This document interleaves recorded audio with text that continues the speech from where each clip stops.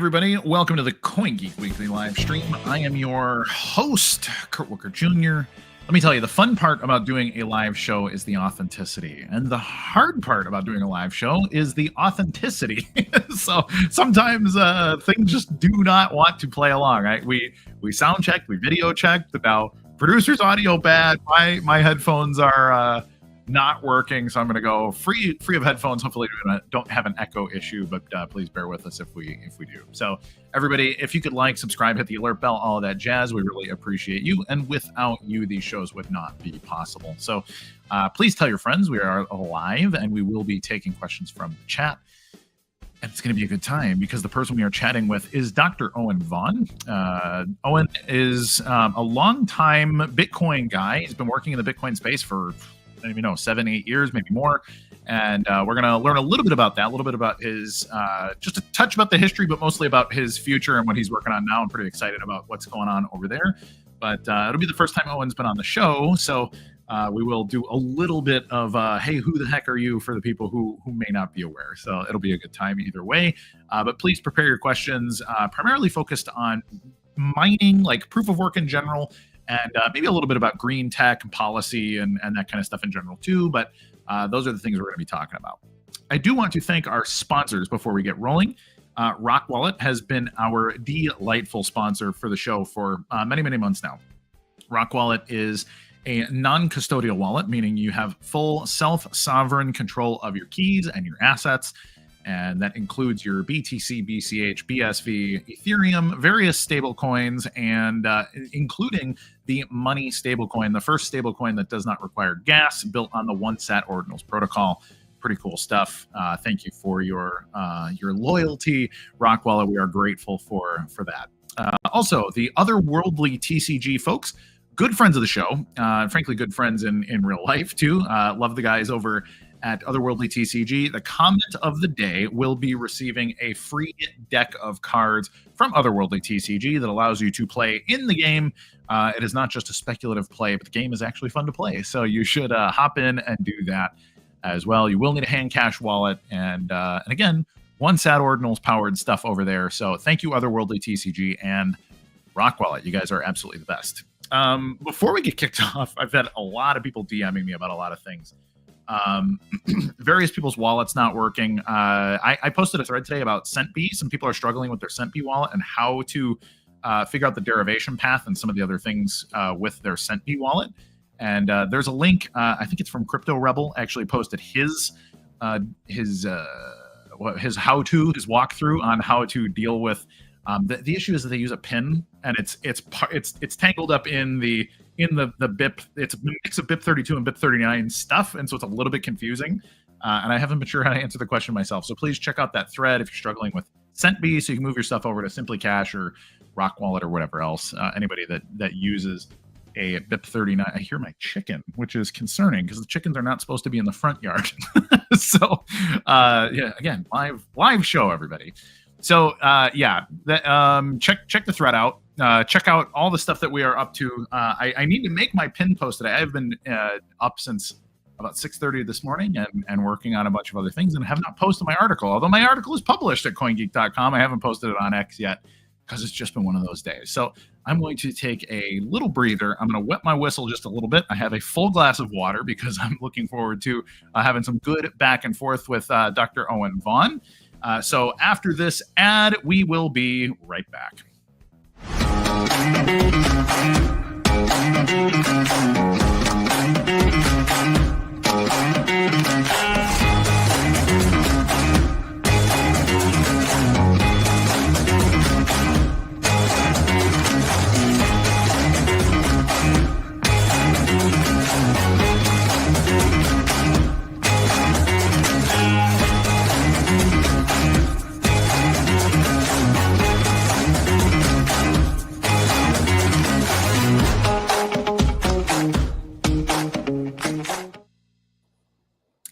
Owen, welcome to the show, sir. Welcome, Kurt. Very happy to be here. Looking forward to this chat. Thanks for inviting me. Absolutely. So it's funny, you and I, we've not talked a lot. Like we've shaken hands and had a little bit of interactions here and there. Occasionally I'll have a question about some high level math or cryptography or something, and I'll kick it your way. But it's been a long time, I think, since we've had any touch points. So it's like Pacino meeting in De Niro right now. Nice. So let's start a little bit. When somebody's new to the show, I ask first two questions. First of all, what is your favorite way to dress a hot dog if you were going to have a hot dog for lunch or dinner? Oh, that's easy. Yeah, no, definitely. I love Eastern European flavors. So I'd be having a delicious Polish Krakow style hot dog with sauerkraut on that, some gherkins on the top, and definitely lots of mustard and ketchup with a nice cold pint of Polish beer. And actually, that is my very favorite thing to order from in the South Bank. They have a market and there's a Polish hot dog. Love it. I always look forward to it. That's the best. My wife is Polish. We just sought out a Polish deli in South Florida. We get to drive a little bit. We don't have one in town, so it was like, all right, kids, get in the car. We're driving half an hour. I'm gonna have a whole Polish meal, so it was a good time. My second question. Let's hear a little bit about your Bitcoin story. I know you're kind of at this point a long timer, but I don't know your story, so I'm curious to hear how did you first hear about Bitcoin? What was your initial reaction, and then how has that led you down the path you're on? Yeah, so I fell into it by serendipity. So I was a mathematician, so I did a PhD in maths, and I really wanted to be a professor. But the academic circuit is very brutal when you get to your 30s. You have to keep moving around the globe, taking these temporary positions, and it's exciting for a while. I ended up working in Germany, which I loved, but I thought this career path is not conducive to a good friendships, let alone relationships. So I switched to industry. And there I would kind of found my way over a few years. So I started out in data science consultancy. And then one day a friend rang me up and he said, "Hey, look, I'm working for this company. Have you ever considered working in a Bitcoin-based research team?" And I said, "No," but that was 2018. So that was 7 years ago. But at the time I was considering new positions, and I thought, look, I don't know much about it. I had the typical perception that, well, I think it's associated with, the dark web, but pretty cool technology. So I'll take a punt. And, that had been a bit of a theme in my career as well, because I researched something called string theory, which is, again, it had it was this cool new thing. It was very interesting on the technical side, but some people had some more like philosophical concerns with it. But I thought, well, look, there's a lot of smart people who are very interested in this, and it looks like a lot of fun. So, why not see what that's all about? And I did the same with Bitcoin, and it never looked back since. And, at the time it still is a wonderful area to do scientific research, because it's so new. Almost every question you ask is the first time that might have been posed. And so we can make quite a lot of progress very, very quickly. And, I then stayed with nChain for 7 years, which is a wonderful place. But I had this around 6 months ago. I had it was more a personal desire to buy the product that I'm now making. I couldn't get hold of it, and that really frustrated me because I knew it was possible. And what I wanted was a Bitcoin that I knew had come from a miner who used renewable energy. It's as simple as that. And I knew that a lot of miners use renewable energy, much more than the global average. So 41% of Bitcoins are mined using renewable energy, but there's no way for me to get one. So that's what we set out to solve at Bitroots. And it's been a really wild ride since we started. For sure. So as an American, I do I push everybody to be an entrepreneur. I think it's a very American thing to feel like you're just you're a millionaire in waiting. You just gotta go start a business. And I think that culture exists in the UK and EU, but in a very different way. I think startup culture and just fundraising culture and all these things is just quite a bit different. You have this pathological lack of self-doubt in the US, which is a real virtue when it comes to indeed being an entrepreneur. But we're more over here in the UK, we're more reserved, we're constantly questioning everything. And is this right? It's very measured. I think there's a healthy medium in there. On the one hand, it's one of the things I really like about being American is it just sort of that cowboy culture. But then there's like the toxic half of that where it's like, no, not everything is a fundraising opportunity, and you're not really a company. Like, this is all crazy. But on the flip side, I think there can be, on your side of the pond, a little bit of, I'm just gonna I'm gonna walk through my very specific measured way. Like, there's a path to a career, and I'm gonna follow that, and then, maybe not accomplish so much, which is why there's kind of a disparity in the level of entrepreneurship on each side. But what is it like to go from a position, in career, and then say, hey, I'm going to jump into this startup, and it's both Bitcoin and green energy, which are both, kind of disruptive, a little bit, maybe sketchy in some regards, but like, how does family feel? How's is the wife like, oh, okay, like, I guess if this is your dream, like, how supportive are people, to jump out on a venture like that?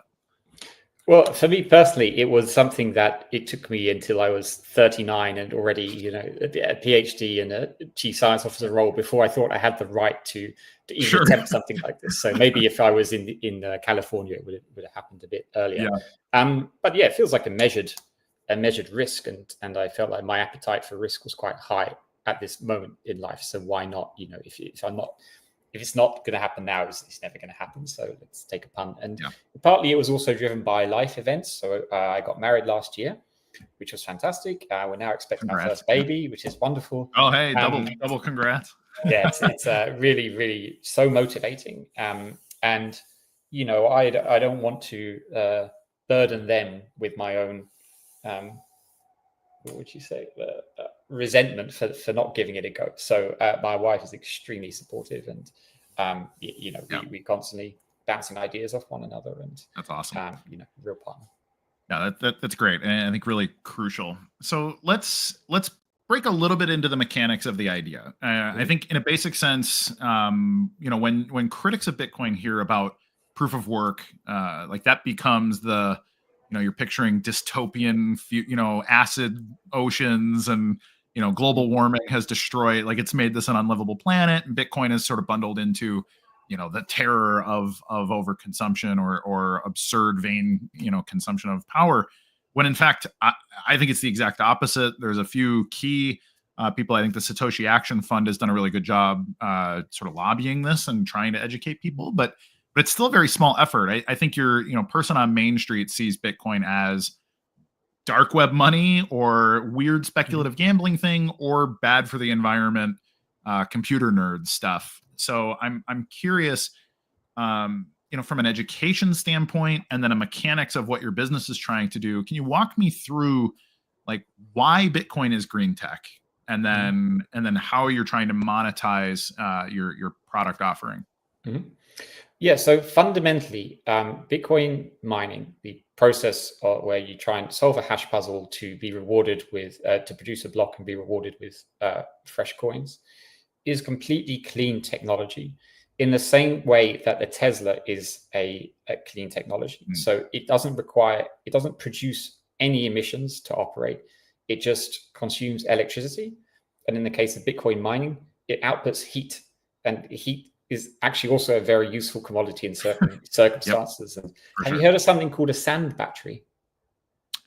I could guess. I've heard guess whatever you have in your mind. That's exactly what it is. So, for example, there are cold countries like Finland where they are mining Bitcoin, and they are storing that heat in a block of sand, and it gets transported to heat municipal buildings. So, like, heat is actually much easier to capture and store than electricity, funnily enough. Sure. But yeah, that's the only, there is no emissions in the process of Bitcoin mining per se, no scope 1 emissions. Sure. So if you're powered by a renewable energy source, there's virtually no pollution. There is the e-waste, but that works out at less than 1% of the total energy costs, and almost none of that is actually wasted. It's constantly valuable. So yeah, it's fundamentally a clean technology, and I do understand when people are surprised by that. I think I would be as well if it wasn't so embedded in the tech for such a long time. And I would say it's that people are changing perceptions. So Bitcoin at the moment is transforming the energy market in a similar way where it first transformed the financial market. And if you're making these analogies, like in the beginning, there in the financial side, there was a time where a lot of transactions were associated with activity you wouldn't like, but that's not the case anymore. Right. And it's the same with energy. It started out, the electricity, the energy composition of the electricity was dominated by fossil fuels, but it's reduced significantly in the last 5 years. I think that's 70% down to 20%. And by 2030, the percentage of renewables is going to jump to 70. So I can understand these perceptions at one time, but things are quickly changing. And not only is it not a bad thing for people or the environment, it can actually be a very good thing. And we can talk about what I mean by that later. So I'd love to hear why it's a good thing. And I'm asking for the sake of the audience. This is also the kind of thing I think you and I really share a kinship on explaining to people why this is a net good and why this is actually, this is consuming electricity that would otherwise be totally wasted, and lots of little things where you can very specifically measure the net benefit. But I'd love to hear some of your explanations as to why, and some of the things that people who mine or want to mine can tell people who are concerned about it or concerned about Bitcoin or don't like Bitcoin because it is too consumptive. Explaining, hey, no, here are the actual practical things that can be done with that consumption of energy and why it's good for the grid and various other things. So I'll let you explain it, please. Well, I mean, first I should say, like Kurt must be sitting here being really frustrated, thinking he's literally an expert on all of this, and but he's inviting me on to help to amplify that message. But maybe before I begin, you could tell us, Kurt, so what's your involvement with mining? I mean, I know you're the founder of Gorilla Pool. Yep. So I mean, we host and have hosted hash power for many years. I got involved in mining in 2015 when it was, or 2013 rather, when it was very, very immature relative to today. People were still hashing at home. I was hashing in the back of a printing company where I was a partner, and so we had a little bit of excess power, and we were mostly tinkering, but realized like, oh, this is just a steady, quiet revenue source that we can stick in the back of the factory. And it's just something where, I wasn't really sure how to do it well, but at the time nobody was. And then, this industrial process of ASICs, like the immense efficiency that has gone into hashing, first of all, is an incredible example of capitalism and incentives, showing that, hey, if there's money at the end of a path, like you'll get some people really sprinting down that path for it. But whereas 6 or 7 years ago, I think a lot of people were really just looking for cheap power, and lots of people were kind of gray market power in China and other places in the third world. It was a pretty shifty industry in a lot of, especially 10 years ago. But really over the last 5 years, there are some serious conversations about things like trapped gas. Like, hey, we have vented. When you speculate on oil, you have to essentially poke the earth and let it burp and then see the quality of what comes out of it. But then those vents are pushing out methane or various other natural gases, sometimes for 30, 40 years. And you have to light it on fire so that it doesn't turn into like a bomb. Oh, I get magic thumbs up too. But, so that kind of thing. Now you can stick a gen set on it.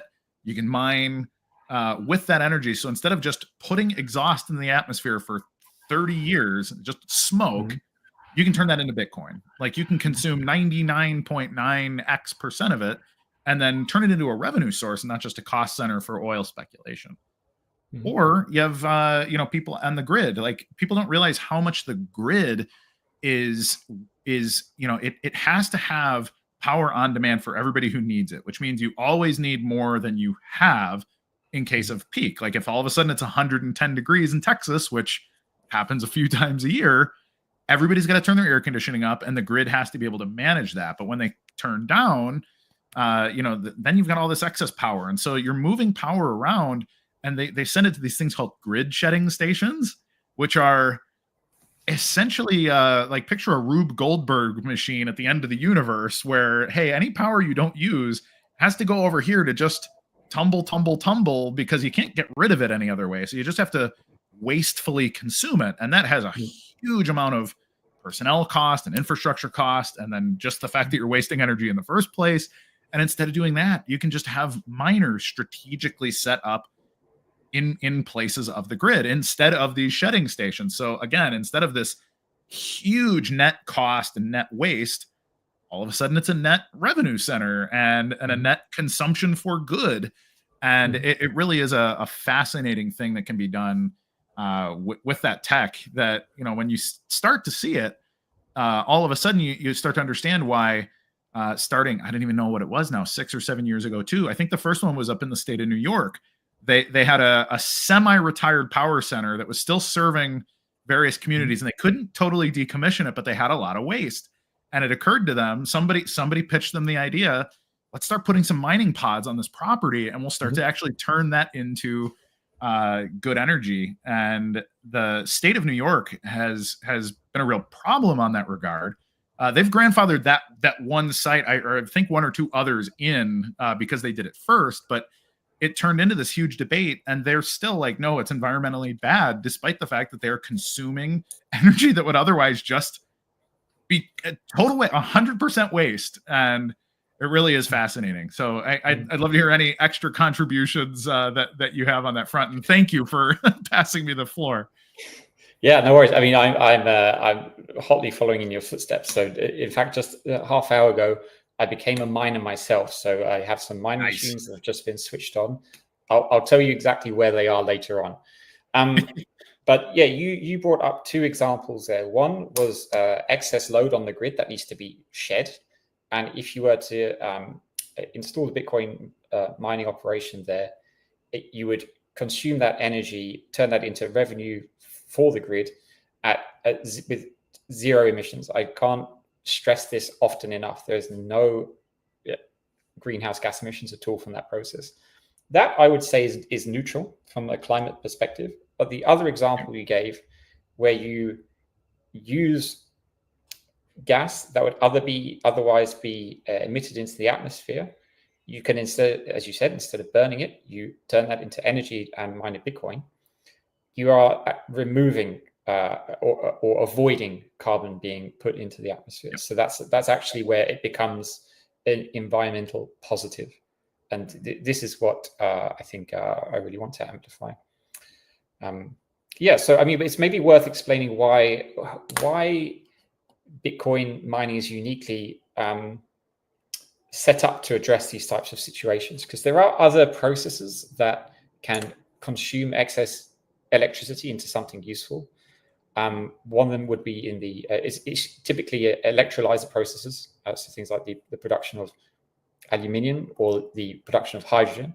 But these, whenever you're talking about these type of things, you have to move something physical there, and then take it away afterwards. And you have to deal with supply chains, complex supply chains. You can't do that in the middle of sub-Saharan Africa or something, but you can easily install a mining rig. And I was really pleasantly surprised at how easy it has become. So if you're not sure and you're trying to conceptualize what a Bitcoin mining machine looks like, it just looks like an old desktop PC. It's about that big, and it just has two inputs. One is you connect the power, and the other you connect Ethernet cable. You then literally go onto the settings and tell it which mining pool you want it to point to, and you start mining Bitcoin. You can do that. You can operate that remotely. It's super simple. It's super user friendly. So that was quite a surprise to me. You don't need any type of coordination software or servers to deal with any of this. It's very modular. Just plug it in, plug and play, essentially. Yeah, no, it's excellent. Well, one of the other things too, I was thinking about some of the other outside stuff. So I'm friends with old industry folks who probably would rather I don't mention their names, but some of the largest mining operations in the country, some of them publicly traded, that are doing some R&D into things like trapped methane. Like for example, a garbage dump is going to sit there for 10,000 years with decomposing mixed trash, and part of what happens is that it emits very unclean gases, typically methane, but obviously you're not going to get a consistent supply of any particular thing. And some of the R&D that's going into that is collecting those emissions and then using some kind of plasma process, essentially, where you just burn it extra hot, and then it's the same process. It's a gen set. You connect it to a pod. The pod is full of miners, and then boom, instead of putting gas into the atmosphere, like literal toxic, like unlivable, dangerous gases, you can collect that and mitigate over time. I gotta turn this thumb thing off, but you can mitigate the gas going into the atmosphere for 10,000 years, and maybe it becomes a fuel source for 50 or 100 years instead, until you've completely depleted it, and then it's a benign pile on the ground, and then it's over time safe to live in proximity to it again, and those kind of things. So there are lots of other things that can be done in situations like that, where you might have say, hey, this was something that we planned on 50 years ago. I don't know what it's like around you, but we have random garbage dumps. They're very visible in Florida because it's very flat, but you'll be driving through and be like, wow, what is that mountain? The kids, I got to explain to the kids, like, that's where the garbage goes, kids. That's just going to be there forever. And you can smell it. You can smell it for 10 minutes as you're like, you can smell it before you can see it even. And it's like, gosh, what a nightmare that this is just out in what should be, pristine old, swampy area or something. And, it's crazy that you can start to bundle that thing up into a profit center, both monetarily, but also say, hey, like, we're actually net cleaning up the environment where people live, and just solving some of those more existential problems about health and your local environment, all these other things. But one of the key problems is tracking. Actually, I think for a lot what you're talking about, and we talk a lot about like carbon credits and some of these things.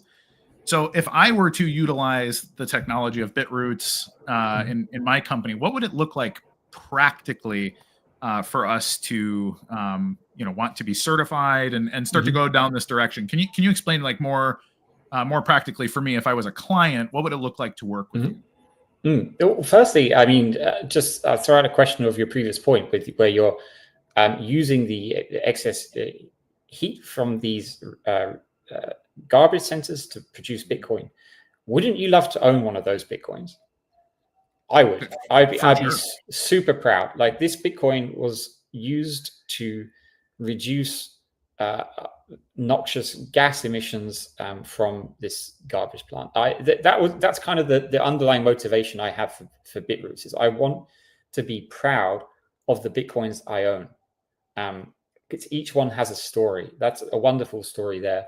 I think, being honest, like, these are great examples, but they're slightly boutique-y examples as well. The percent of hash that is associated with this is emerging.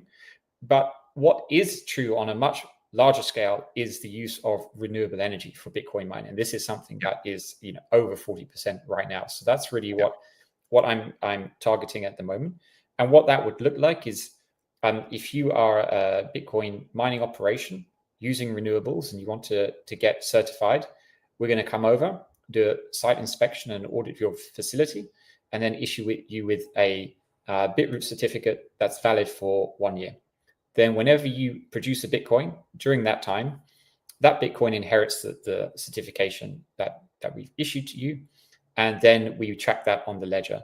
Now, there's two parts of complexity to this. One is how to deal with mining pools. So most mining is done with pools. So how do you disentangle the coins associated with a specific miner in a pool? And the other is, how do you track those coins as they're traded on the ledger, and do they get mixed up? The high level answer to the first part is, if you do everything carefully and track the payout to that specific mining operation, then we can concretely associate those coins with the reward for that mining operation. There are some pools. I'm a big fan of non-custodian pools such as Ocean, and they never touch your Bitcoin. It's straight from the block reward. It pays out to all the individual all the individual members of that pool. So in that case, it's clear this was Owen's block reward. We certified Owen's renewable mining operation, and therefore those coins are certified. Now, how do you track them as they're then transferred on the ledger? Well, a very simple way would be just make sure you only ever have a transaction with one input and one output. Then it's clear there's a kind of linear history back to a specific certificate. And for a lot of use cases like NFTs and things like that, or if you're someone who's a buy to hold operation, that's perfect. And there's lots of very, very good use cases there. One would be a custodian, so you're holding it on behalf of your clients. Yep. Another would be a big fund that then you're selling ETFs. You hold the Bitcoin, you're selling shares in that essentially. So already there's huge use cases there. But if you want to make lots of kind of complex transactions with your certified Bitcoin, well, then we use ordinal theory. So most people know ordinals as a NFT scheme on Bitcoin. That's ordinal inscriptions. That's one use case of ordinals. But ordinal theory is essentially a way to track every Satoshi from the moment it was minted onto the ledger for its entire lifetime. It's actually a very simple. It's the obvious way you do it. It means that every transaction, the first input gets mapped to the first output, and within that input, the first Satoshi gets mapped to the first Satoshi. So it's kind of like the most obvious natural ordering. That's why it's called ordinal. Simple and elegant. Yeah. No, I love it. Yep. So if we use this principle, then we can track every Bitcoin once it's first been minted. So our product is for miners. It's a certification service. We're a B2B company, so our user-facing product is an API. So that, let's say you are an exchange or a Coinbase or someone, you integrate our API, and then you can offer your customers a certified Bitcoin offering, and that's all verified through our API. Sure. No, that's very cool. Mm-hmm. One question I have, you mentioned like Ocean certainly allows its individual hashers to receive their Bitcoin without a step in the middle. Whereas most wallets, and actually Gorilla Pool does this as well, we have like a wallet where things are received and then it's distributed thereafter. My question is when you have transaction fees, because it's not just the block reward that's in a Bitcoin block. Typically, I guess on BTC it might be a relatively small chunk of transactions generally, but there's still potentially coins from 15 years ago entangled in your block somewhere.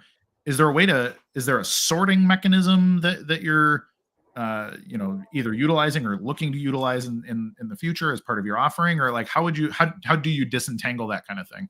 Oh, so I would say they become recycled. So in each block, there's a part that's the block reward and a part that's the subsidy, and a part that's the fee.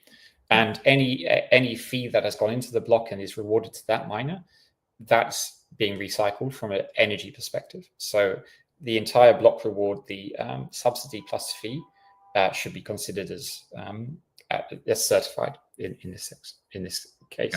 And it also answers the question that you might be wondering, well, look, a coin is mined at one point, but then it has a history where it is confirmed in other blocks as it's transacted on the ledger.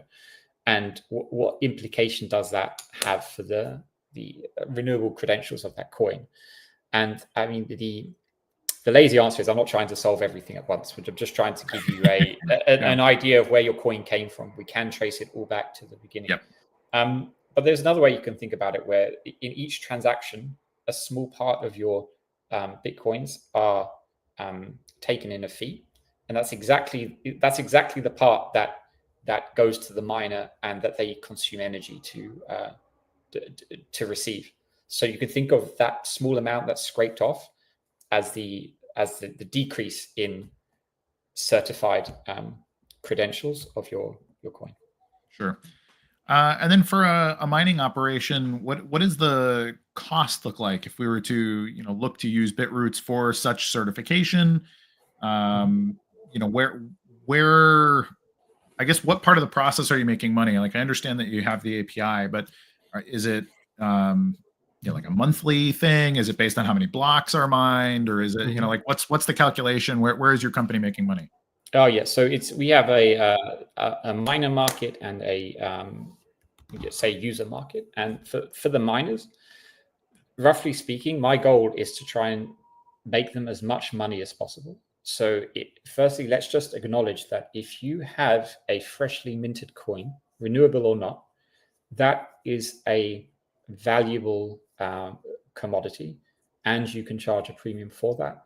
And I think we would like to believe there's a world where every single Bitcoin is equivalent to every other, and of course they are functionally equivalent. Yeah. But if you're buying a fresh coin directly from a miner, it has no coin history.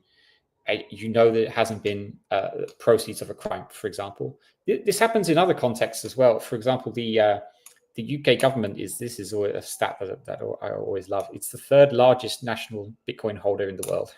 So at the level of nation states, you have US, China, and the UK. The reason for that is confiscation from criminal activity. Sure. But those Bitcoins, so what the government could do is they could say, okay, look, we are going to attest to the fact that these are Bitcoins that we've confiscated, and we're going to auction them off on the market, and with a guarantee from the UK government that there's no further action associated with these coins. So essentially, they've given it their stamp of approval, and that is worth something as well, right? If we know roughly that our coin has been guaranteed by someone, you can think of it as a guaranteeing mechanism. Sure. That's just the market for fresh or virgin coins, they're called sometimes. Now, if you add on top of that the fact that they are renewable, well, then there's certainly a premium on that, and there's a lot of anecdotal evidence of this. You can try and work this out in a systematic way using carbon credits. So one method would be, well, let's look at what are the greenhouse gas emissions of an average Bitcoin produced in 2025. And it's a pretty simple calculation. Cambridge University have done a great report that came out just a couple of months ago about the global Bitcoin mining industry. And they've calculated the emissions. Divide that by the number of coins produced in that time, and you get that each coin on average releases 242 tons of CO2. Then the question is, well, if you were to offset that on the carbon credit market, how much would that cost you? And that's when I started looking into the carbon credit market. And I don't know if you've ever looked into it, but it's a bit ridiculous. I mean, most of the credits are not related to carbon reduction. They're more like social enterprises, which is fine, but I don't think they should be classed as carbon credits. And there's a huge variation in quality and cost of them. So there's something called the gold standard, which is quite a commonly used arbiter of this stuff, and the costs range between $10 per kilo to $90 per kilo. So it's a huge range there. But if we look at the carbon credits that specifically remove carbon from the atmosphere, you get around $40 to $50 per ton. You do the calculation, and it works out as around 10%. So if were you to offset the emissions of your average newly mined Bitcoin, you would have to pay 10% of the costs. Whereas if you got a certified renewable coin from the beginning, not only do you avoid all of that cost, you don't cause any emissions in the first place. So we want to offer offer a market that's much lower than that, but we're working to around the 5% premium. No, it's a weird racket. Like I remember when we first started looking into it, the same kind of thing, and it's very different in the US versus Canada, and we have mining operations in both countries, and it's bizarre because it almost reminds me of American health insurance, which is a similar racket in that like you pay for this thing that is 50-50 it's going to fail you when you actually need it, but you do kind of need it anyways. And it's like this whole thing where you're prepaying for, hey, I'm going to pollute in this very specific way, but I would like to be credited for it. And it's, I don't know, just the way the incentives are really skewed. It's almost very weird, some of them feel like you're being held to ransom. It's like, we're going to pollute. Yeah. Or you could pay us not to. So yeah, I don't like carbon credits as a technical solution. I prefer direct emission reduction. And how to put it, it's like, if you're also, if you accept that some people might pay more for a renewable Bitcoin, you're creating incentives for people to transition to renewables, which is exactly what we want. We don't want to create incentives to transition to carbon credits. You really want to avoid emissions to begin with. And what I want to do is make this systematic. So let's say you buy a freshly minted Bitcoin from a certified renewable miner, and you pay 5% more. Well, you might be okay with that if you could also sell it for 5% more. You're not losing any money, right? If you keep that clean trail from the beginning. So it's also about the secondary market as well. Well, and that's the interesting thing. You touched on it a little bit, like fungibility of assets, and it really is the same thing with a $20 bill.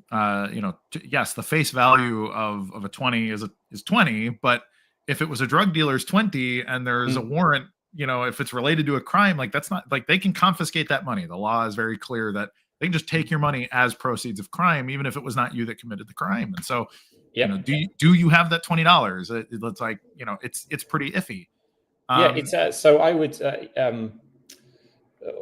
so in terms of fungibility, I don't. It doesn't. It's not an argument that that makes sense to me, because if you put any type of covenant on a Bitcoin, it's non-fungible. If you have any type of ordinal, it's non-fungible. Yep. So we almost any token protocol. So we understand that in DAOing a UTXO with different information might change might affect the price of that. And secondly, I think whenever we're talking about these topics, there's almost always an exact analogy with gold. So I'm essentially just trying to establish a process for Bitcoin that already exists for gold. So there's a great scheme called Fair Mind Gold. It was established in collaboration with the Fair Trade Organization. It's split at some point, but they do exactly this. So you're a gold mine. You want them to certify you. You invite them to come over. They'll inspect your facility, check it's ethically employment and as sustainable as they can. You get a certificate valid for 1 year, and then your gold will trade at a 2 to 4% premium on the open market because it has that certificate. And obviously, all gold is fungible as a metal, right? So you could melt it down and sell it for the base price of gold, but you have a bit more information because we know where it came from. And it's exactly the same here. You're just giving more information and allowing the market to decide. So yeah, I see it as something as simple as that, really. Yeah, no, it's funny. That's been one of my criticisms of the BRICS dollars. People have been all worried about BRICS, and they're like, "Wow, it's underwritten by gold and some other things." I'm like, "Yeah, but it's underwritten by Chinese gold." And for people that understand the gold market, I think anything produced by Russia, China, essentially the BRICS nations, trade at like a 15% discount because it's presumed to be the opposite of what you said. Like, hey, this is or just not provable. Slave labor. Yeah. You just don't have the guarantees. And I believe the bullion market in London, which sets the prices worldwide, it will only accept gold mined after a certain year. I think it's 2012 because they don't have the guarantees before that. Right. But gold before that is still valuable. Of course it is. Well, right. It's not diminishing that, Yeah. No, it is. It's a funny thing. Well, and just all of it. I mean, numismatic value in the first place is kind of a funny, like, why is a silver dollar worth more money because JP Morgan was the guy that bought it or something. It's like all these things like, ooh, this was touched by a famous person and is therefore 10,000 times more valuable than the exact same thing that was in general circulation. So we in crypto we love collectibles and NFTs, and they're interesting because they're scarce. And you could imagine trying to get a fresh coin from every mining pool in in operation. That's There you just it becomes a little collectible. Why not? Yeah, no, that's fun. What are some of the things that people might not consider here, like when they're looking at getting involved, like family offices or hedge funds or maybe companies that want to tokenize assets for and some kind of regulated entity that requires that kind of provenance tracking with their sats. Like, are there difficulties here that you haven't solved yet? Like, what is this? What do you hope this looks like in 2 or 3 years, for example? Well, so I think there a couple of things had to happen for us to be able to execute what we're doing now. One is that we reached a certain level of renewable percentage in Bitcoin mining, right? You need a critical mass for this to make sense. And the second was the innovation of ordinals as well to make this possible to track it. So now we're trying to get the message out that I think there's just a lack of awareness that this is an option. So I think, were you to present this to family offices, a typical example of a fund managed by a group of people that will for sure have ESG targets. In Europe, there's something called the MiCA regulations that the listeners might be familiar with. That part of that is an emissions disclosure. So if you're any quote unquote blockchain service provider, you have to have a statement on your website disclosing the carbon impact of your digital assets. So you have to explain what the impact of this, and this is a narrative to say what you're doing about it. We are spending a little bit more to get a certified renewable Bitcoin, and so and also to know where it came from. Do you know what I mean? Like for example, it's interesting to me the parts of the world that have now become global Bitcoin hubs, and two of them spring to mind that you wouldn't expect. One is Uruguay, and the other is Ethiopia. And what links them is they both have enormous hydroelectric projects there. And Ethiopia is in particular really taking off because they built this dam called the Grand Renaissance Dam on the Nile, biggest dam. I've heard of this, Yeah, biggest dam in Africa. They switched it on not long ago, and it wasn't connected to the whole grid at that point. So they invited Bitcoin miners to come and set up operations there, and they will solve some of the cheapest energy worldwide. And they connected everything up, and still the dam, I think it's capable of producing twice as much electricity as the country will ever need. So amazing. They're using Bitcoin miners that they've asked to come to help finance this renewable energy project. And there was a report just released in the first 6 months of this year. The Ethiopian state made $200 million from Bitcoin mining. And again, absolutely zero emissions, zero harm to the local environment, but a huge windfall to the local state. And I think a family office would love to own those coins. That what a statement they could put on their website. Yeah, that was one of my questions. Is in my opinion, hydroelectric is probably the best example of renewable. And I wanted to know if you agreed, if there was something that you liked better. No, I think it's I'm not. I just try and observe what's happening and then wonder why. And the observation is, hydro projects seem to be a perfect match for Bitcoin mining. And we can then try and work out why that is, but it seems kind of obvious. They generate a huge amount of energy. It's fairly stable. And so it's reliable in the long term. Your mining operation will be there for as long as the dam is there, which is a long time probably. Yeah. People don't build dams frivolously. But look, it's interesting to get your head around. You have to flip your mindset. Instead of thinking, I want to be a Bitcoin miner, where should I go? Think about it. If you're you want to build a renewable energy power station, and one of your biggest problems is who's going to buy this electricity. They call it offloading, and you have to get people to come in and establish their operations there to make it viable.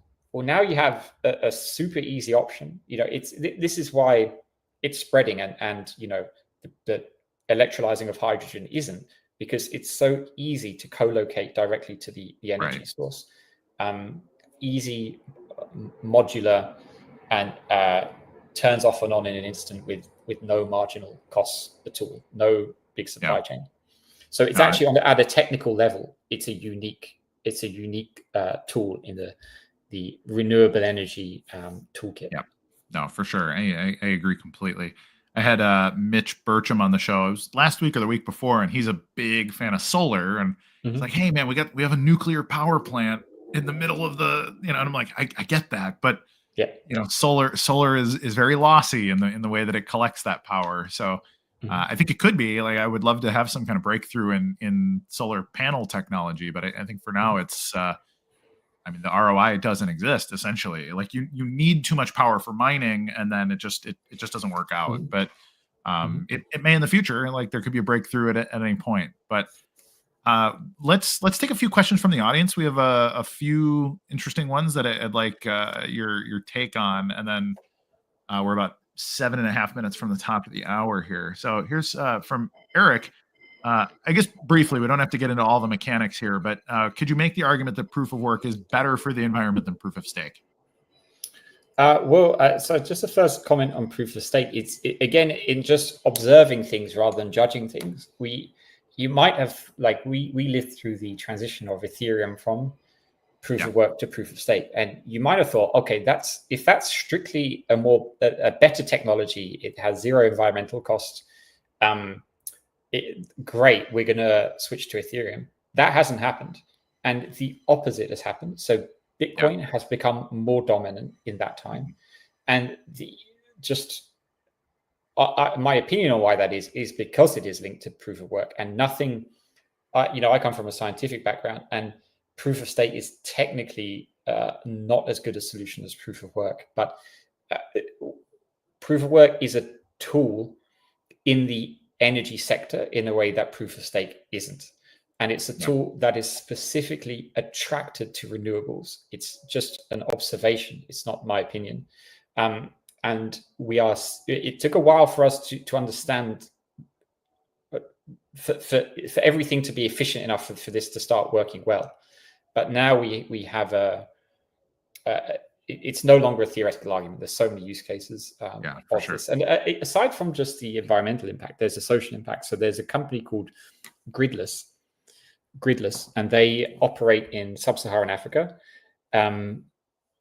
mining Bitcoin with a social mission as well, which is to expand the grid. And I think the latest stat I heard, I talked to the founder a few months ago, so they lifted 200,000 people out of energy poverty.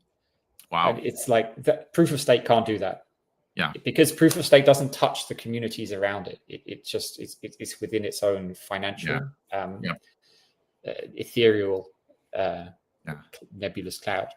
For sure. Well, I think the other thing is that, around the time that Ethereum went proof of stake, their GPUs then became very quickly repurposed into AI, which has exploded in hungry need for compute. So this notion that, hey, we're going to decommission, global GPU compute has actually not happened for reasons that are a little bit out of their control. But compute is one of the greatest commodities in the history of the world, and to be able to monetize it and use it for good, I think is amazing. And Ethereum has ejected itself from that conversation to their detriment, I think. So and as a kind of scientist, you're one is always interested in, if you just took an ideal, trying to determine why something it exists in abundance, you try and think, what niche is it filling specifically? And if you were just to abstractly think, well, how do I turn excess energy into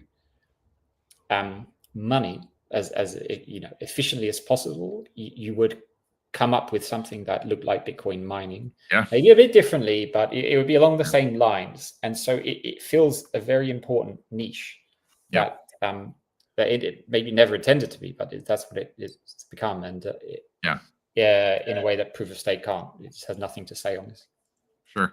Here's a question from Dave. Can individual Satoshis be certified? I think it's an interesting question for maybe your curious collector. Like, hey, I'm not a wealthy miner, but I do like to collect rare sats. Can they essentially certify a single sat? And is that something, is that outside of the scope of what you'd offer? Or? No, absolutely. There's no, sats are the denomination we work to.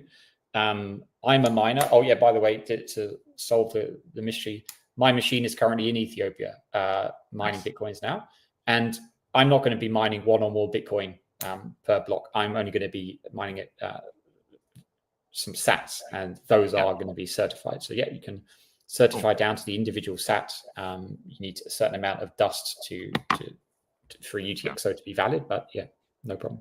Very cool. Here's a little bit of a deeper one.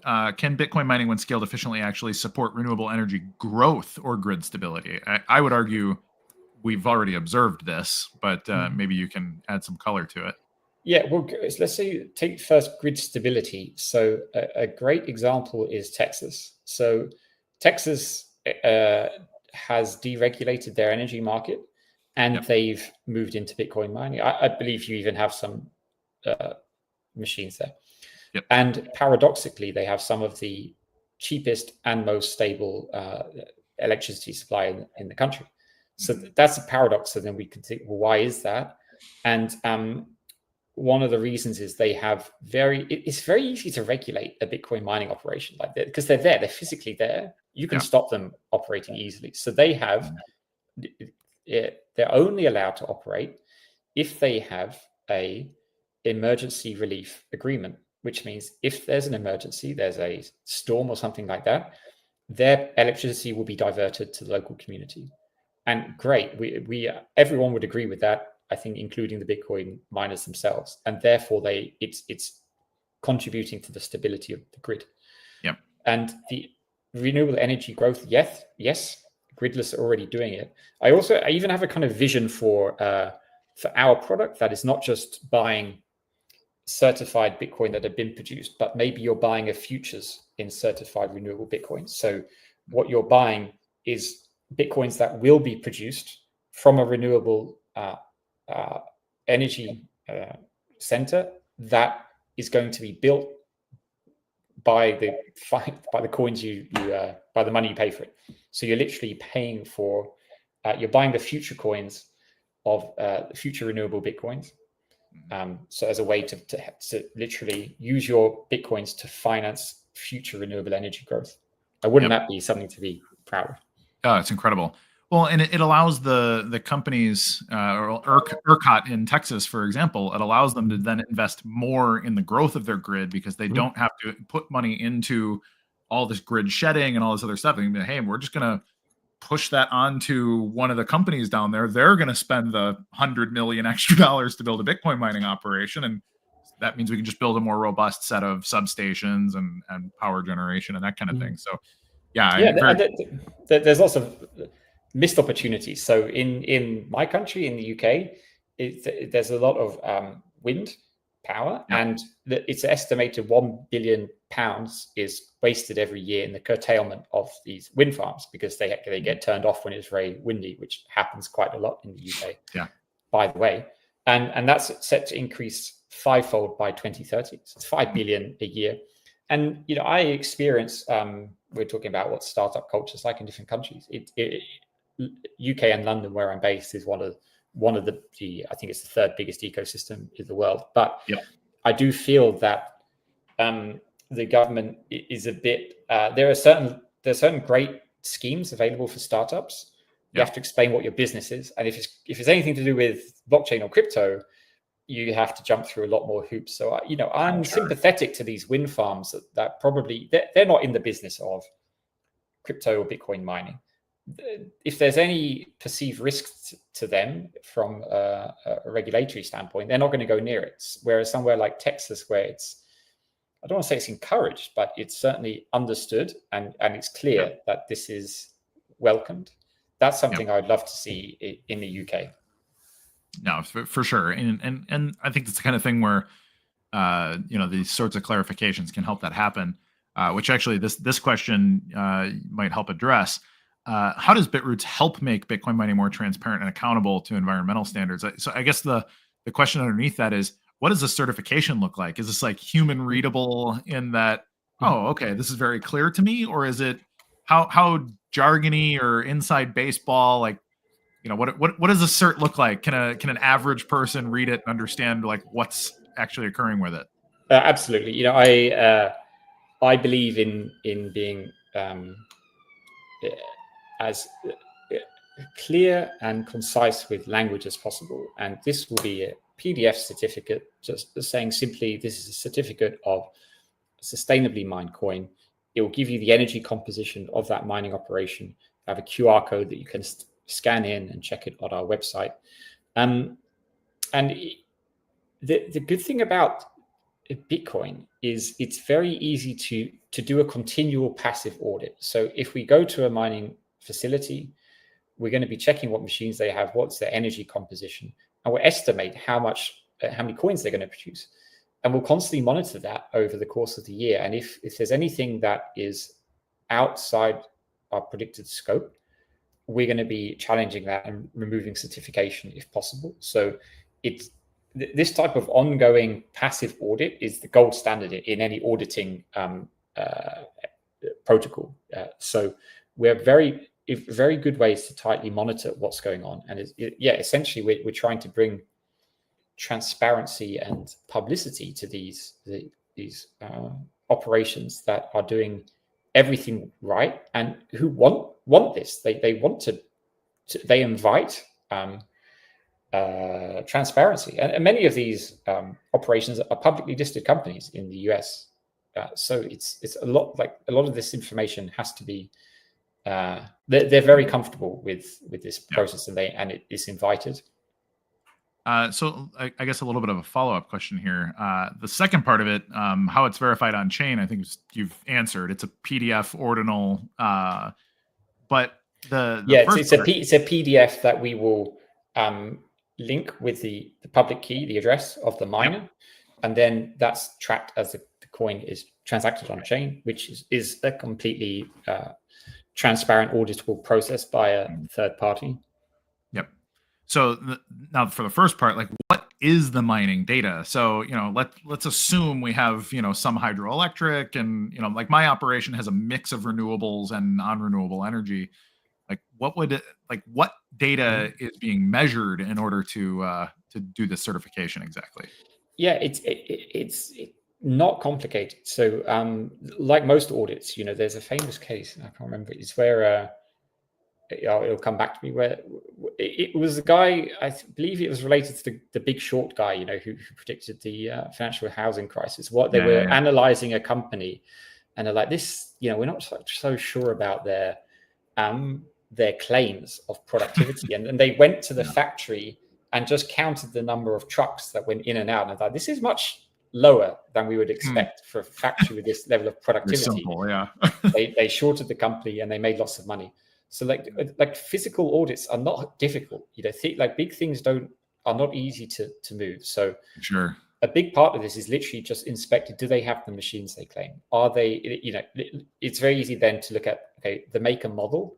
This is their efficiency range. This can be explicitly verified by their output. And there's also this thing called shares that you'll know about very well. So every machine, even if they don't find the solution to a block, they'll find partial solutions. So it's very easy to check how much effort is being used by each machine. Then the other part of that, so that's the machine part.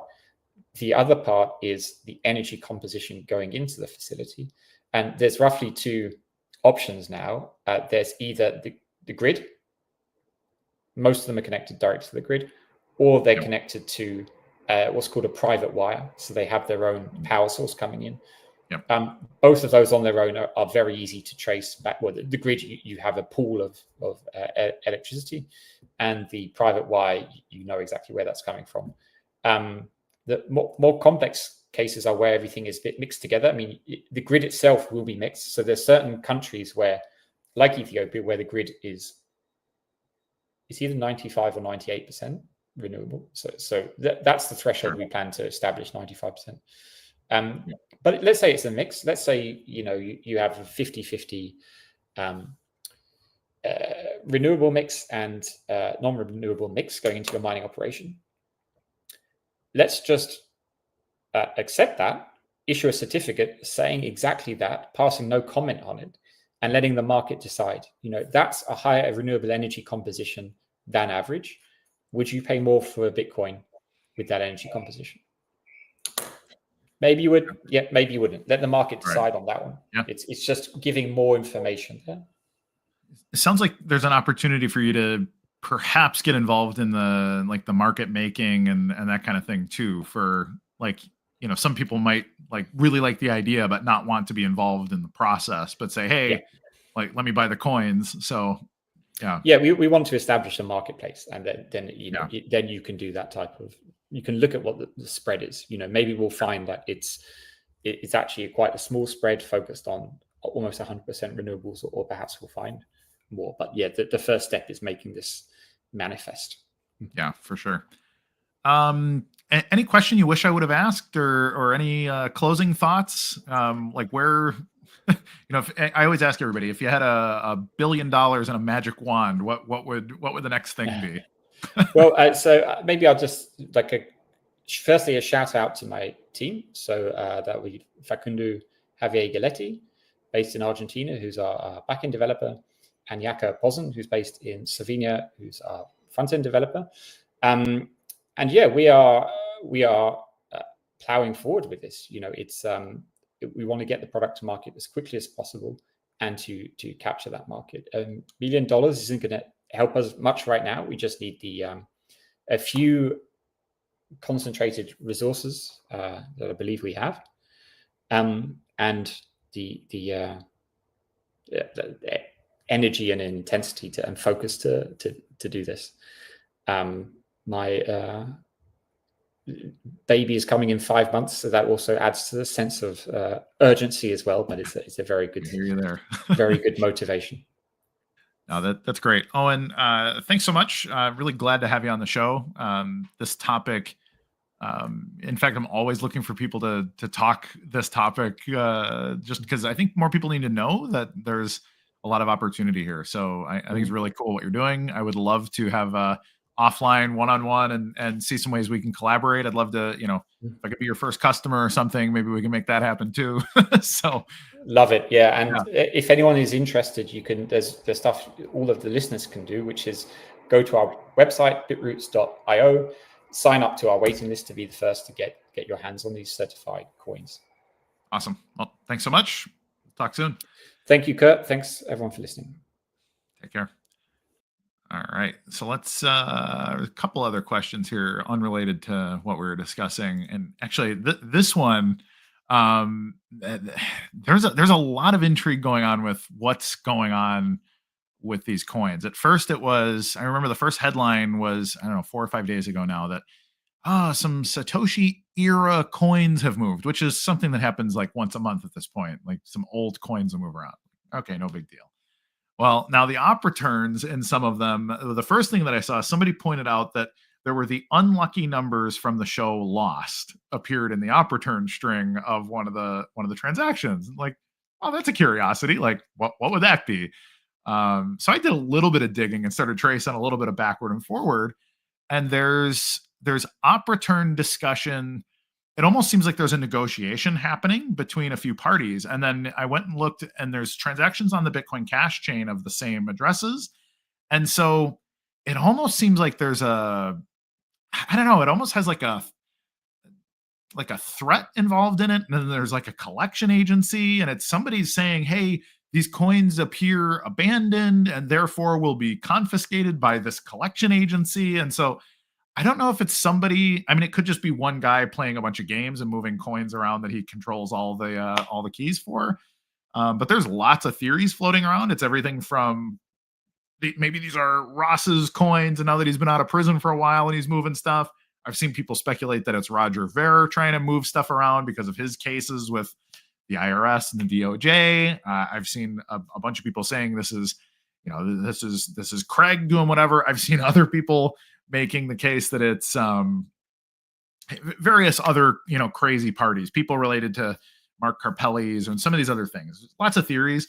We have no idea. We don't know who's doing what, but it's intriguing because a few of these coins have appeared in various court documents. They did appear in one of the sworn testimonies in the Kleiman trial, which is the other theory, is like maybe this has something to do with Ira Kleiman trying to collect, and so it's like we don't know. So at this point, to comment with any specificity, it's fun. It's a sort of a campfire story, but without a lot more forensic capability than I have, it's hard to draw any conclusions. So, but it's certainly a fun one.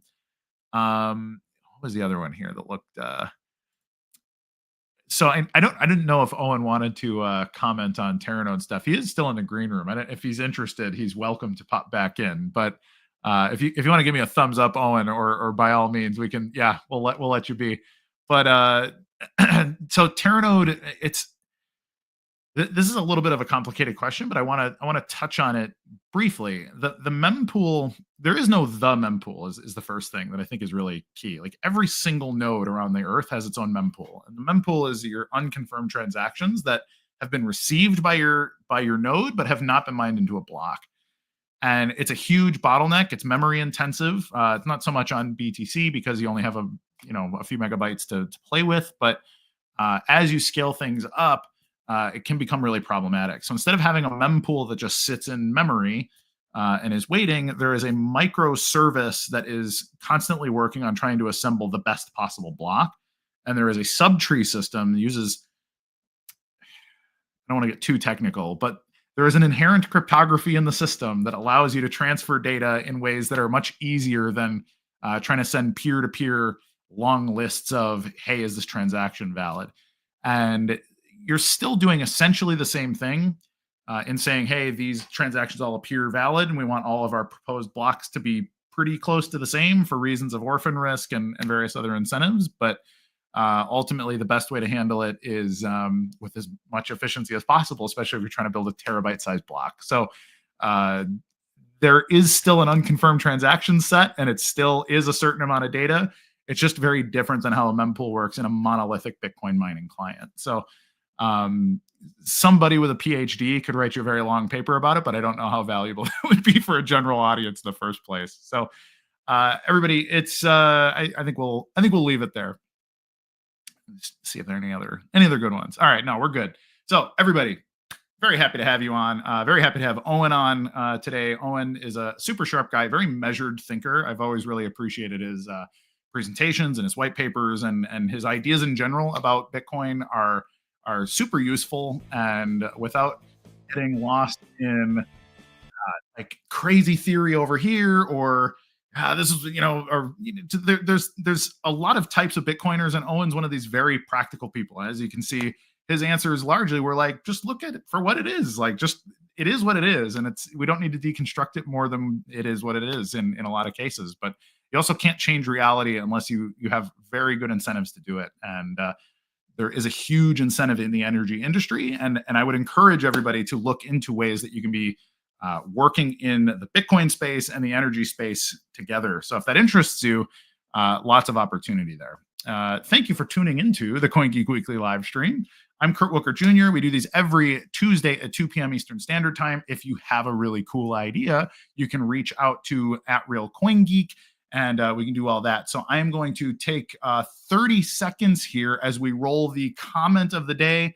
We will get your information, and I will give a very, very brief closing because I need lunch. So roll roll the comment of the day clip, please.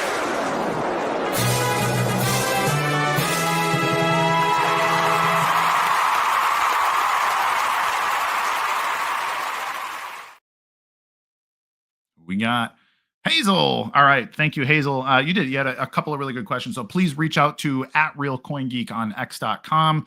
If you send a DM, we will send you a free deck of cards courtesy of Otherworldly TCG. I also want to thank Rock Wallet, our perennial sponsor of the show, and mostly thank you, the viewers, for making this show possible. Please, everybody, be good to each other, because if we can't do that, the rest of it doesn't really matter anyways. So everybody, I will see you next week. Please like, subscribe, hit the alert bell. Kurt Wuckert Jr. out, and goodbye.